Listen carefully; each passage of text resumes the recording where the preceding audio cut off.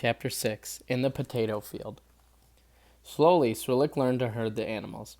He began to understand the language of the sheep and the cows, and to know what they were saying and what they wanted, what it meant when they suddenly shook their heads, and who was to lead ewe. Sometimes when he was tired and the sun wasn't setting fast enough, he took her by the ear and led her home with the 3 other sheep trotting after her. The cows took one look and came too.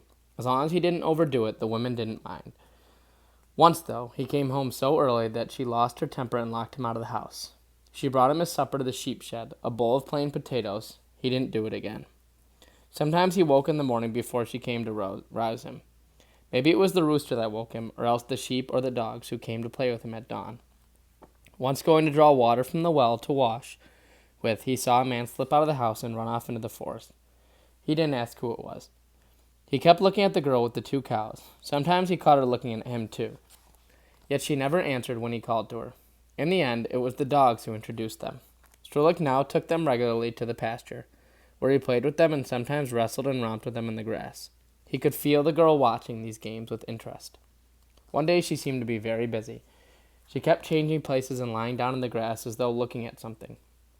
Srulik wondered what she was up to. At noontime, he saw her light a fire. Then she sat down to eat. She must have roasted potatoes in the coals, Srulik thought. Sniffing the air, the dogs ran to her. He called to them before they reached her, and they ran back. But she called too, and they turned around again.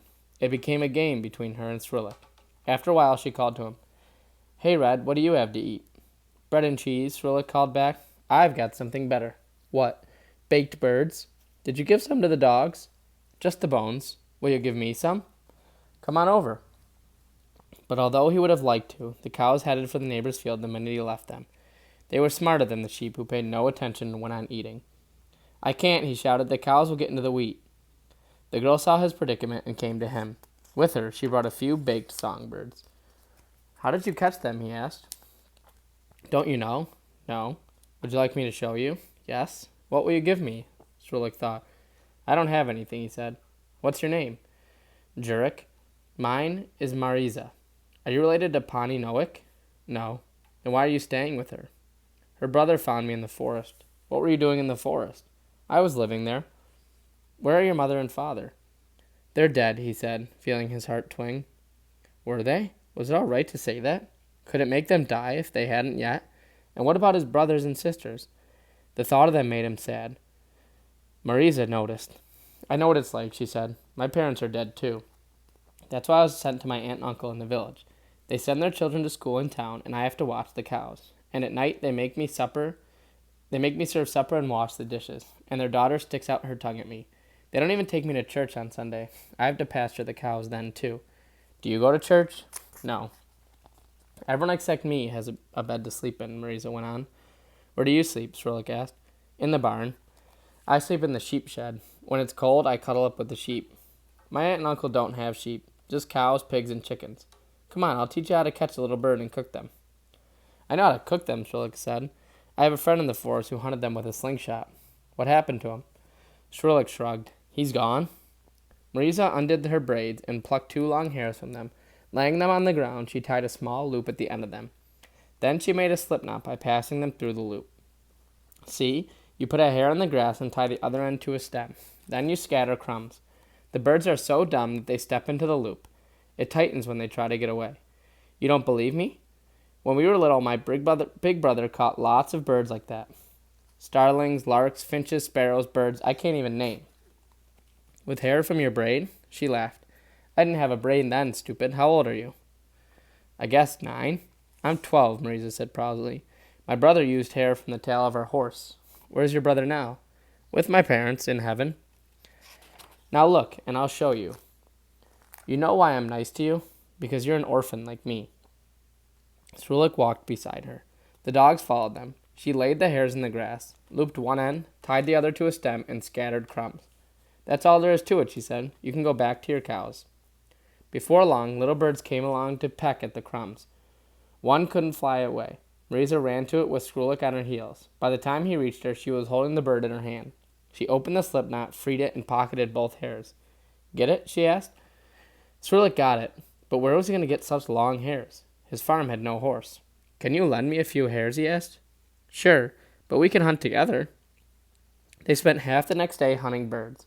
After they had caught enough of them, Marisa gathered wood and kindling for a fire. Strelick was surprised to see that she had no matches. I'll give you some, he said. I have some, she told him, but I'm going to show you a trick.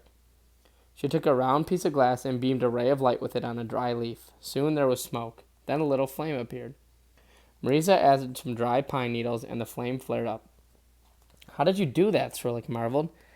It's the magnifying glass that does it, not me. Let me try. First, let's cook the birds. She gave him a knife, and he cut the birds' heads off and cleaned them. Marisa coated them with mud. Then she laid them in the coals, and they sat down to wait. Once I was with my brother in the forest, and we found a knapsack, she told Strelick. There were books in it and 3 pieces of glass, like this. The books had pictures of butterflies and bugs. They must have belonged to a nature teacher. We didn't know what the glass was for. My father taught us things you can do with it. Making a fire is just one. Marisa showed Strelick how the glass made everything bigger. His fingertips, the grass, even a small ant. Let me have it for a second. It was a wonder to him. He tried lighting a dry leaf like Marisa, but couldn't do it. Not like that. You have to focus the light in a little point. What will you swap for it?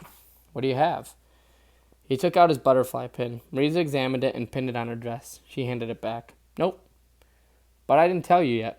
It shines in the dark. If you put it in the sun during the day, it gives back the sunlight during the night.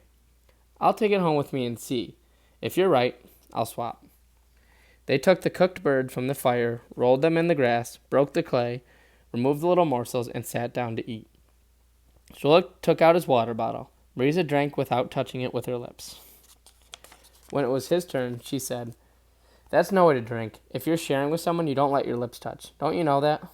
He didn't. She showed him how to do it. The meat and bread were a royal feast. It's a lot of work, Marisa said, but we don't have anything better to do, and I loved baked birds. Me too, said Strelick. I wish I could hunt grouse like the boys, Marisa said. How do they hunt them? With slingshots? Are they bigger? Sure, they're even bigger than a pigeon. I'll show you in the morning. Can't you catch them with a hare? No, not even with a horsehair. They're too strong. The next day, she gave him the magnifying glass. Your butterfly really shines at night, she said. She also brought him a piece of sausage. I stole it, she told him. I'll split it with you if you'll play a game with me. Strelick agreed. What's the game? Let's eat first. After they ate, Marisa led them to the footpath that ran between the meadow and the wheat field. They sat on the hard earth, and she taught him to play jacks with stones. She was awfully good at it. It's a girl's game, she said, but what do you care? Strelick tried flipping the stones in the air and catching them like Marisa. It was hard. It takes time, she said. If we play every day, you'll get better. A sudden breeze billowed her dress. You're peeking, she said. That's dirty. No, I wasn't. I couldn't help seeing. You wouldn't have seen anything if I was rich. Why not? Because then I'd wear panties. Now you'll have to take down your pants for me. Strelick agreed. Marisa examined him and said, Yours is different from the other boys. Strelick was frightened. He had forgotten that he mustn't take off his pants. Don't tell anyone, he said. I won't, Marisa promised. Some days she didn't want to hunt. She just wanted to lie in the sun. She would give Strelick some hares and let him hunt by himself while she kept an eye on the cows and sheep. He caught some birds, made a fire, and cooked them. One day, something strange happened to the fat cow. Although its udders had been swelling, Panny Noack had said it wouldn't give milk until it's calved. He wasn't sure what calving was, but now something was dropping from it. He was afraid that something was the matter and ran shouting to Marisa. She came to have a look and calmed him. She's just calving, you dope. Can't you see? Strelick couldn't believe his eyes when suddenly 2 little feet appeared. Marisa told him to grab hold to one of them. She seized the other, and they began to pull. The cow bleated and panted. A mouth and a muzzle appeared, and a minute later there was a head with eyes and ears. Strelick was flabbergasted. When the head was free, they gave a last pull at the baby calf popped out like a cork. What do I do now? Strelick asked worriedly. How do I get her home? It's not a her, it's a him, Marisa said. Don't worry, he'll walk by himself. The other 2 cows came to have a look. One tried licking the calf, but the mother chased it away. Soon the calf struggled to its feet. It found its mother's teats and began to suck. Strelick couldn't take his eyes off of it. He had never seen anything so exciting. You never saw an animal give birth? Not even a dog or a cat? No. I once saw a baby goat in Blarney, but I didn't see it being born. You want to know something? Strelick looked at her curiously. You and I were born the same way. He burst out laughing. That's crazy. I'm telling you. That's why boys are made like you and girls like me. He could see she was serious. Do you know how babies get into their mother's stomachs? She told him. You really are crazy, he said. Didn't you ever see a dog mount a bitch? Or a billy goat do it with a goat? When Patty Noack takes her cow to the stud bowl, you'll believe me. I know all that, Shrillix said. I saw dogs do it in Blarney. But people aren't dogs or cows. Marisa shrugged. You'll understand when you're older. At first, I didn't want to believe it either. Every Sunday, Patty Noack put on her best clothes and went to church. Sometimes on her way out, she looked at Shrillix as if wondering whether to take him too. But Sunday followed Sunday, and she never did. Sometimes neighbors dropped by after church. Although Shrillix tried to hide when they came, they sometimes spied him in the yard. I got him from my brother, the woman explained. He's an orphan. His name is Jurek. Some of the visitors smiled at him. One, an old woman, gave him nasty looks. Once he heard her ask Patty Noack, Barbara, why don't you bring him to church? Maybe he needs to be baptized. I'll talk to the priest, Patty Noack said. The conversation worried Shrillix. Something else worried him too, and it was annoying. He had an itch that kept spreading. He didn't know if it was from dirt or lice. At first, it was only on his hands. When he looked at his fingers, he saw what seemed like little white designs beneath the skin. Patty Noack told him he had chiggers. It came, she said, from a tiny worm that burrowed into you. There's a salve for it, she said. I'll ask the neighbors. There wasn't enough time for her to get it, though. One evening, Shrillix came back from the pasture and brought the cows to the barn for milking. Suddenly, the dogs barked wildly and ran toward the road. A vehicle was approaching.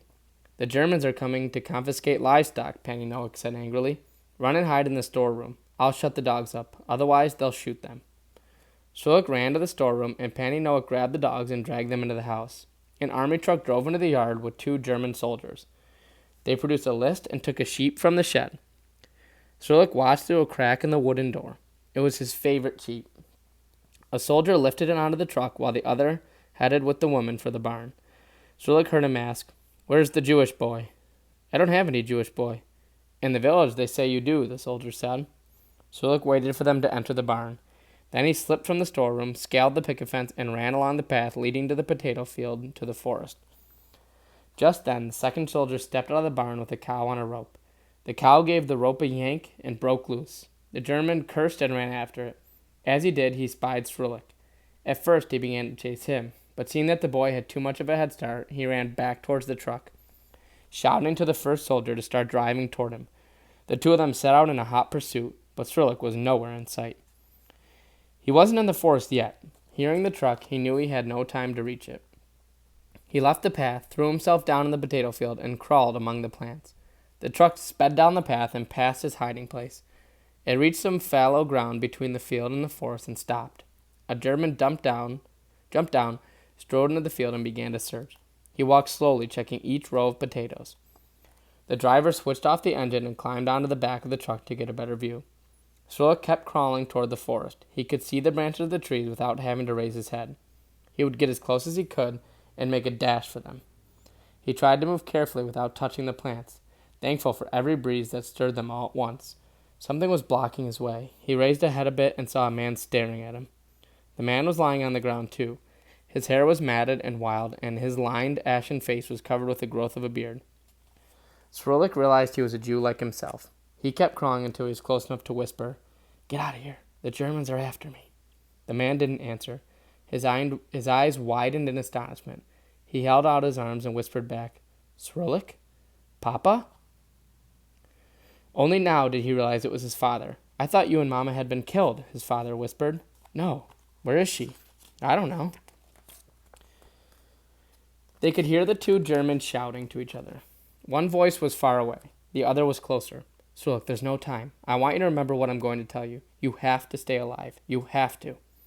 Get someone to teach you how to act like a Christian, how to cross yourself, and how to pray. Find a farmer you can stay with until the war ends. Always go to the poor people. They're more willing to help, and never swim in the river with other boys. I know that. The German on the truck shouted to the German in the field. The German in the field was getting closer. We have no time, his father said. If they come after you with dogs, find water or a swamp to cross. That throws them off the trail. And the most important thing, Shrillix, he said, talking fast, is to forget your name. Wipe it from your memory. I already have a Polish name, Shrillix whispered. It's Jurek. Good. From now on, Your name is Jurek Staniak. You remember Penny Staniak from the grocery in Blarney? Yes, Papa? What's your name? Jurek Staniak. But even if you forget everything, even if you forget me and Mama, never forget that you're a Jew. I won't, Papa. His father stopped to think if he had left anything out. He said, always run to the forest. The Germans stay out of it because they're afraid of the partisans. He listened to the footsteps of the approaching soldier. Then he pulled Srulik toward him, grasped his head with both hands, and kissed him, while groaning like a wounded animal. Srulik, I'm going to run. The Germans will chase me. Count to 10 slowly. Slowly. Don't forget. Then run to the forest.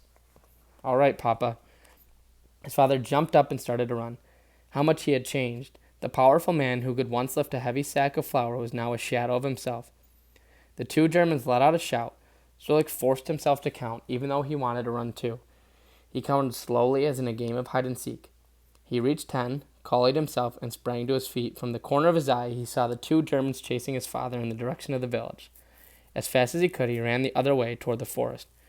2 shots rang out, then another. He didn't turn to look. He ran until he was in the forest. That night he couldn't fall asleep.